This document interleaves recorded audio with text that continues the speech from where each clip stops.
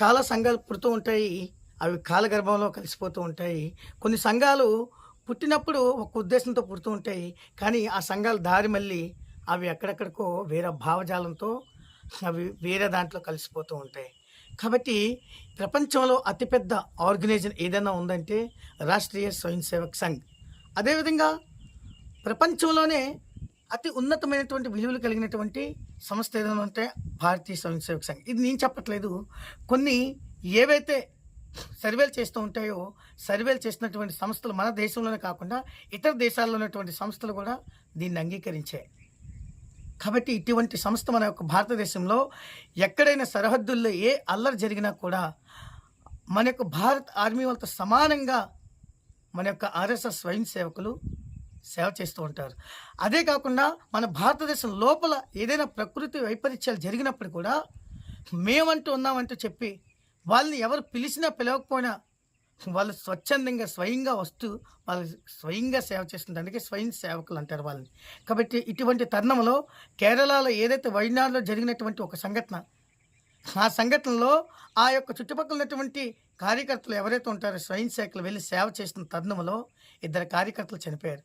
కాబట్టి ఈ ఇద్దరు యొక్క కార్యకర్తలకి వాళ్ళ యొక్క కుటుంబానికి మన యొక్క ఆర్ఎస్ఎస్ తరపున మరియు విశ్వ హిందూ పరిషత్ తరపున మరియు మా యొక్క ఓం భారత్ శక్తిపీఠం తరపున అండగా ఉండడమే కాకుండా వారి యొక్క చనిపోయినటువంటి మన యొక్క స్వయం సేవకులకి మనశ్శాంతి చేకూరాలని చెప్పి మన యొక్క ఓం భారత్ శక్తిపీఠం ప్రత్యేకమైనటువంటి శ్రద్ధాంజలి ఘటిస్తుంది. కాబట్టి చాలామంది సంఘాన్ని విమర్శిస్తూ ఉంటారు. ఆర్ఎస్ఎస్ అంటే ఒక బీజేపీ అని. బీజేపీ వేరే, ఆర్ఎస్ఎస్ వేరే. కానీ భారతీయ జనతా పార్టీ హిందుత్వ భావాలకి సపోర్ట్ చేసినంత వరకు మాత్రమే భారతీయ జనతా పార్టీకి రాష్ట్రీయ స్వయం సేవక్ సంఘ్ సపోర్ట్ చేస్తుంది. అంతేగాని ఏదైతే కాంగ్రెస్ కానీ లేదు ఈ కమ్యూనిస్టులు కానీ అటువంటి భావజాలంతో ఉంటే ఇటువంటి బీజేపీ కూడా సపోర్ట్ చేయవలసిన అవసరం ఉండదు. కాబట్టి వాళ్ళు చనిపోయిన వాళ్ళు ఒక హిందువులే చనిపోలేదే. ఆర్ఎస్ఎస్ అంటే ఒక హిందువుల మీద ముద్రేస్తున్నారు కదా. అక్కడ వయనాడులో ఎక్కువగా ముస్లిమ్స్ ఉన్నారు, క్రైస్తవులు ఉన్నారు ఎక్కువగా. అక్కడ హిందువుల వాళ్ళని 27% మాత్రమే ఉన్నారే. మరి 27% హిందువులు ఉంటే మిగతా మతాల వాళ్ళు ఎక్కువ ఉన్నప్పుడు ఈ ఆర్ఎస్ఎస్ హిందూ భావజాలంతో కలిగి ఉంటే మరి అట్లాంటప్పుడు అక్కడికి వెళ్ళి ఎందుకు సేవ చేయాలి? ఈ ఇద్దరు వ్యక్తులు ఎందుకు చనిపోవాలంత అవసరం ఏంటి? కాబట్టి గుర్తుపెట్టుకోండి, రాష్ట్రీయ స్వయం సేవక్ సంఘ్ ఈ దేశం యొక్క ఔన్నత్యతను కోరుకుంటుంది.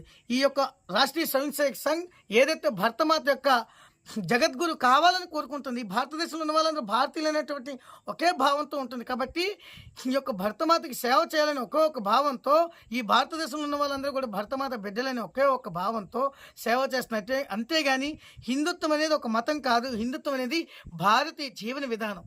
కాబట్టి దీన్ని ప్రతి ఒక్కరు కూడా ముఖ్యంగా ఇతర మతాల వాళ్ళు కాకుండా ఈ ఎవరైతే హిందూ ధర్మాన్ని ఆచరిస్తున్నారో వీళ్ళే ముఖ్యంగా హిందుత్వం అంటే ఒక మతంగా వీళ్ళు భావన చేసుకుంటున్నారు. అందుకనే ముఖ్యంగా జ్ఞానం సంపాదించుకోండి, పుస్తకాలు చదవండి, గురువుల దగ్గరికి వెళ్ళండి.